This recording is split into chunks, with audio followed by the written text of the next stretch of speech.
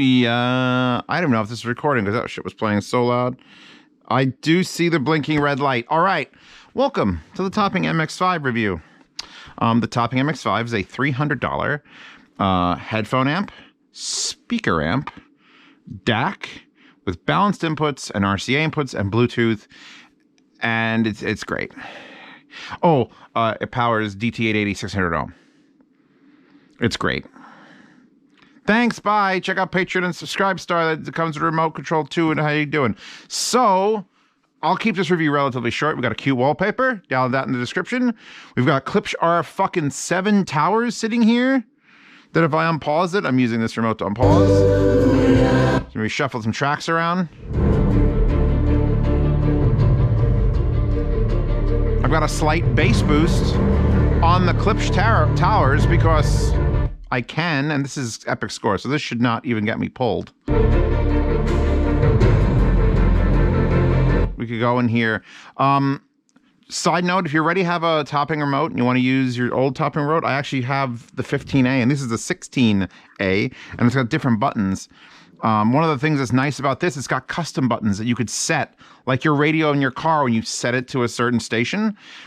This has how many inputs? All right, ready? We'll go through the inputs real quick. Bluetooth, USB, optical, coaxial, single-ended RCA input, balanced TRS input. And so how many is that? 1, 2, 3, 4, 5, 6. 6 inputs. I was kind of hoping that you'd be able to take the DAC outputs and use them somewhere else. But no, this is all in. It's all in. And you can set it so that it remembers, like if you, for instance, wanted on balanced and you wanted your volume on 69 and then you wanted your gain setting on high on speakers, you hold down custom 1, it does that. And now if I go somewhere else, if I go to like, well, we were coaxial, we want headphones, which is 2 is headphones. And we want obviously, well, these are 72 on gain low. We hold down C2 dots, and now we can switch back and forth with one press. Balance 69 high gain versus coaxial 48 headphone. You can run both headphones and speakers simultaneously, which is probably not recommended. I don't know why you'd want to do that, but you can. And you can adjust the bass and treble and have it remember that as well. Unfortunately, there's only 2 of those. I wish there was 6 of them. Because then you could do all, I mean, right now, if you just like, I want to buy this Zeos, I want to buy it just for speakers. And sometimes I want a little bit more, bass boost. You could just program this one to be speakers with no bass boost and this one to be speakers with a little bit of bass boost and switch back and forth without having to go through the menu and just up and down.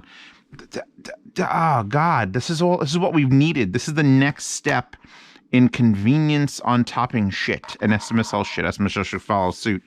Let's look at the remote, because the remote really, all you can do with this is push that to change inputs.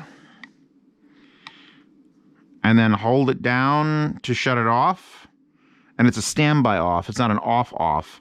There's no power off switch on the back. We'll look at the back. Press it to turn it on. There's no mute either.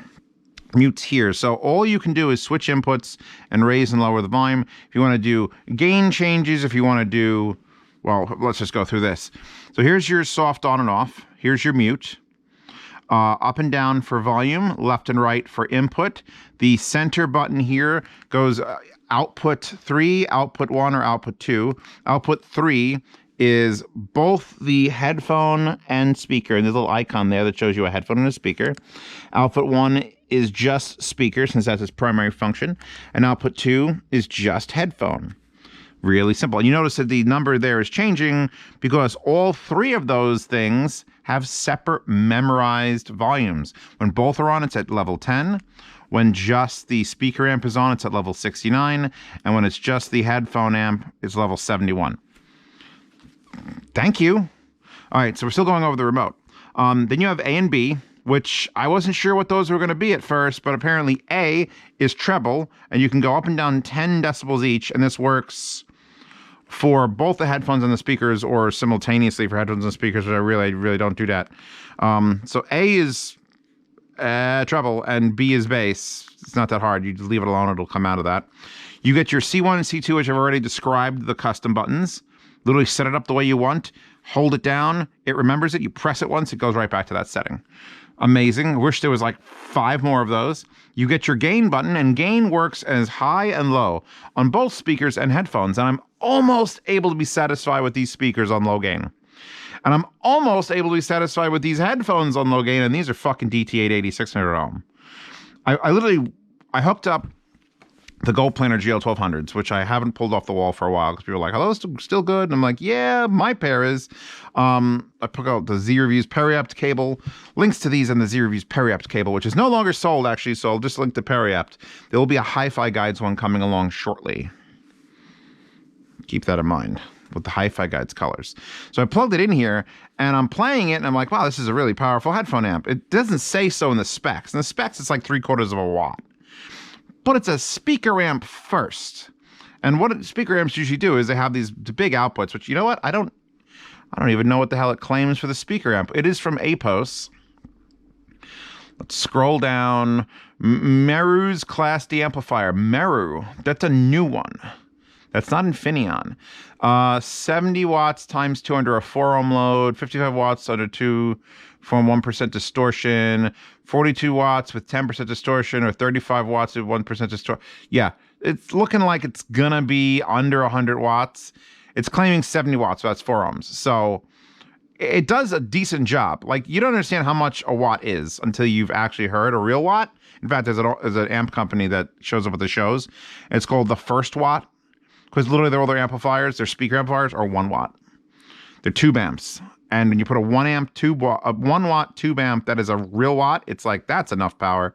So, I mean, these are not the least efficient speakers on earth. They're certainly not that. But I can run them pretty much low gain. Here, actually, where are we? I fucked up my custom settings. Damn it. All right, go with C1. All right, C1 is high gain speakers at 69. Where's my play button that makes the sounds make the go? Let's change songs. We'll keep it on Epic Score. Oh, I'm on balanced input. I've got to change that. So we got to back that over to coaxial. Fuck.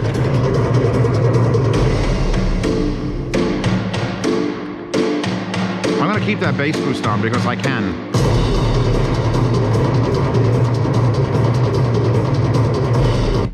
I'm going to drop the treble 2 because I'm sitting like 4 feet from fucking Klipschar F7s. And I'm going to raise the bass 3 because America. And yeah. So now it lights up and shows treble, bass, and gain are all adjusted. So if you have that's a great little indicator. It doesn't have to say what it is. Just says the treble is adjusted, the bass is adjusted, the gain is adjusted. Those 3 light up and it's muted. It very basic. And for $300, there's been more expensive units. I did that big SMSL one that did not have the convenience factors of like the custom. Let's save that under the custom one now. So now, if I want to listen to the RF7s with a slight treble drop and a slight bass boost on high gain, in fact, I'll put it to low gain now. And the volume goes up to 100, not 99. Not 99, 60. Oh. I don't want to kill everyone, so we'll mute and pause that. It goes to 100. They did it, everybody. Buy this unit just to support units that actually have that extra fucking digit. How many units have gone to 99? I'm just like, but I want 100. So here it is without high gain. I have to take it to like, ooh, let me see if I can keep it on. Yeah, 85 instead of 75. That's very loud. I mean, that's 95 out of 100 on these. I'm gonna die. We're all gonna die. Everyone's gonna die.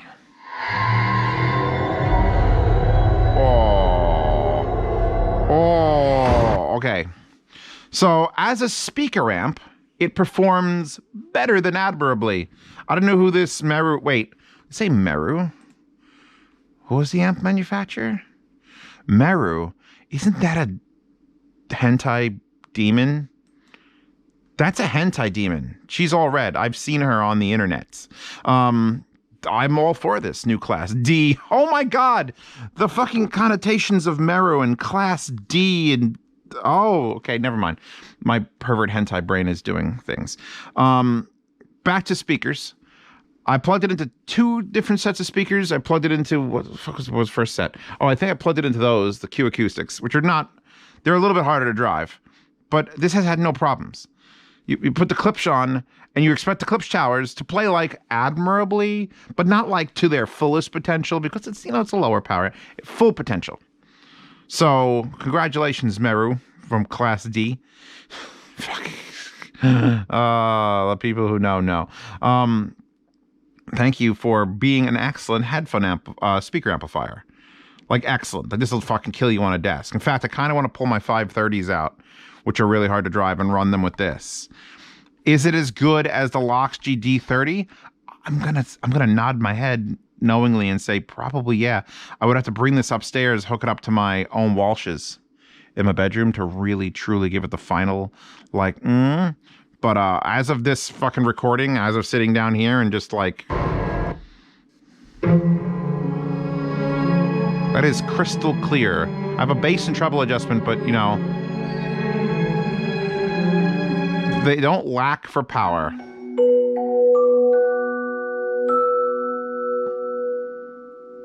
High School Dead.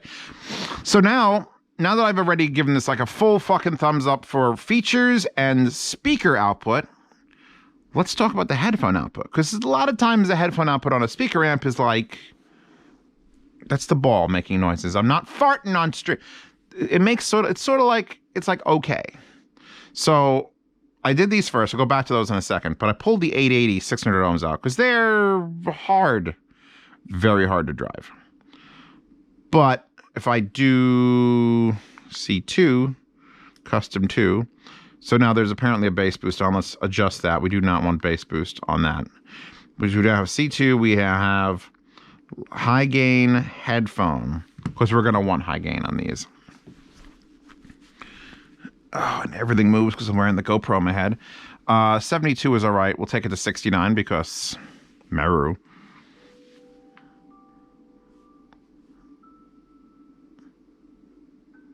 Oh, it did it again. When I first started switching back and forth with like, I got the Klipsch RF7s 5 feet away, 880, 600 ohm, I couldn't tell which ones were playing. So if you ever want to know what DT880s sound like with the pad swap on a good amp, they sound like RF7s 6 feet away, 5 feet away. I want to keep changing it up. But yeah, no, it's like legitimately. Actually, let me save this. Put up this. Save that in C2. If I go boop.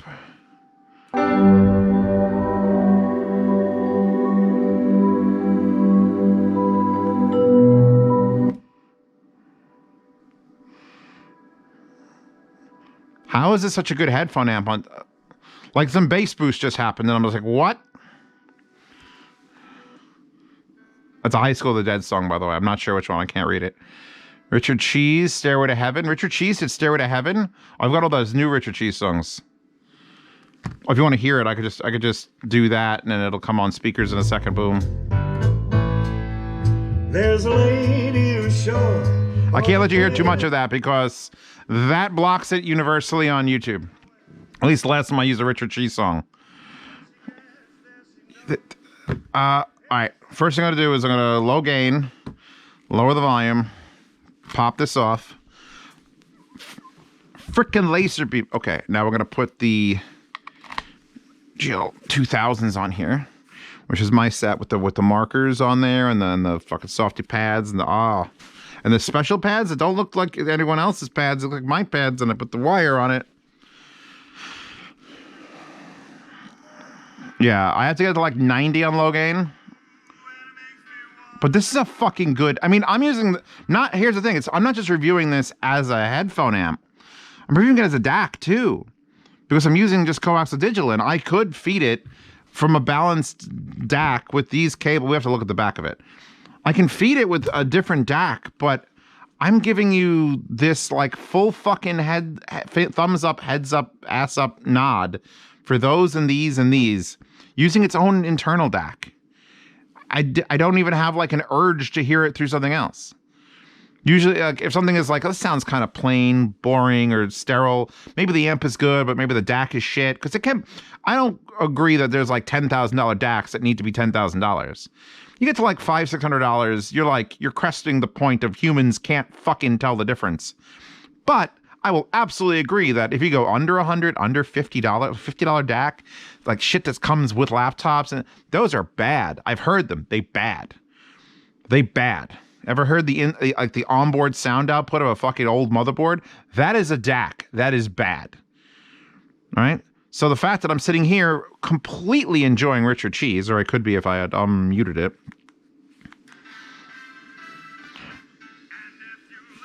I don't want for anything. This is audiophile listening. For $300 in an all-in-one. It's literally all-in-one. Let's do a bass. Let's do a treble reduction. 10's a lot. 10's way too much. What about a bass boost on these, just for shucks and giggles?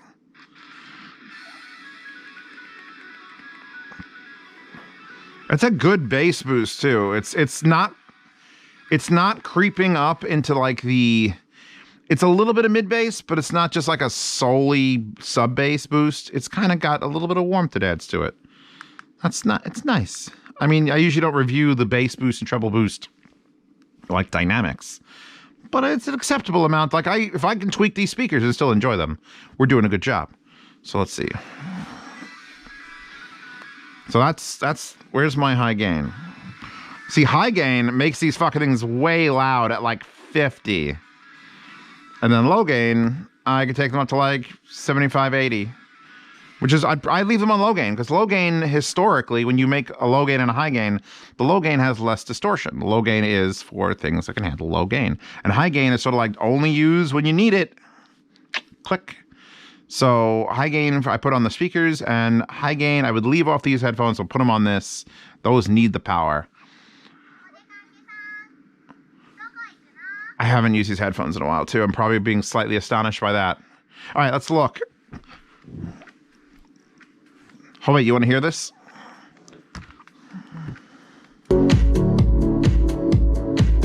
Got some dead mouse going on.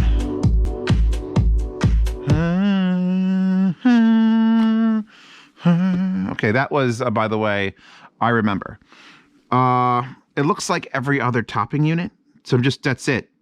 It's got a nice big numbers. If you wanted to, you could put this in a living room. Like, this is absolutely 100% probably going to be my chosen one. That if you're $300, slam this motherfucker under your TV. Pretend this is a normal place and not my basement. There's your normal TV, watching normal ESPN bullshit.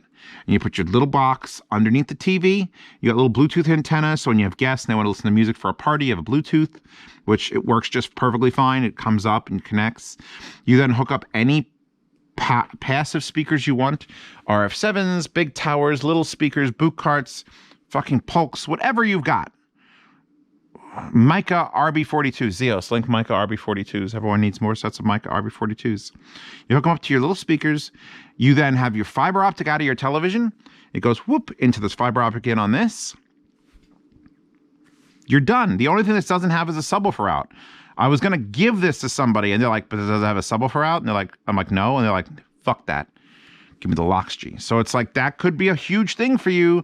Not a huge thing for me. All right, here's the back of this unit. 5-way binding posts, microscopic 5-way binding posts. 2 1/4-inch plugs for... Yeah, I just hit the button and it unmuted it. Here's your balanced inputs, your 1/4-inch TRS balance. It doesn't say in or out, by the way, which is really confusing when I unbox it. It's like, is that out from the DAC or in for the amps? And it's in. So there's RCAs here as well. I'm so glad to see Topping has also adopted the silicone squishy plug caps. I'm just going to leave them on there because they're so fucking nice. There was a third one on the coaxial digital. Here's coaxial digital. There's your optical. There's your full-size USB. Here's your antenna. Here's your 26-volt DC input, which goes to this monstrosity of a fucking power brick. How many amps? 5.76 amps, 26 volts. That is a chonky boy.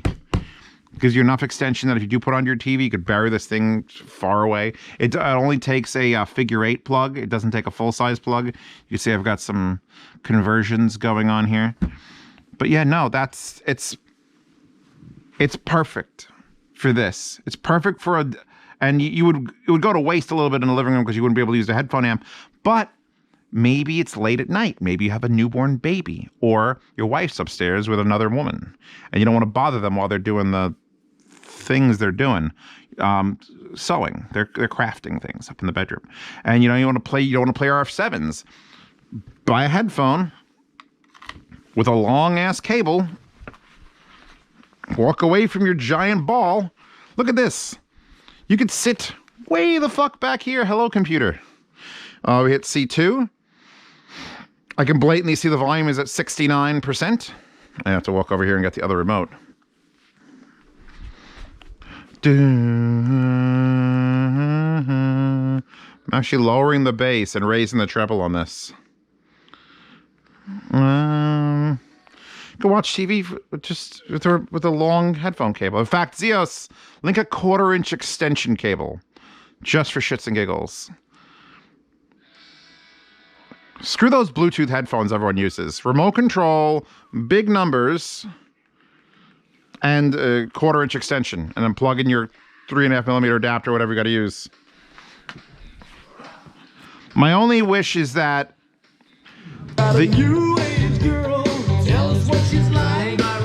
my only wish is that this could be controlled completely without the remote, and you can't. It just doesn't have enough control surfaces to like put the buttons for the C1 and C2 are super important. But like gain, you can't adjust. This bottom one here is brightness. You can have it on auto, which I think will dim over time or go off. How long can I stare at it before you change channels? So there's A, then there's L1, which is low, 2 is medium, and 3 is high. I have it on 2. 2's perfectly fine. And it looks better than it did previous. Like the actual numbers, the segments are more better defined, more highly defined, more smally defined.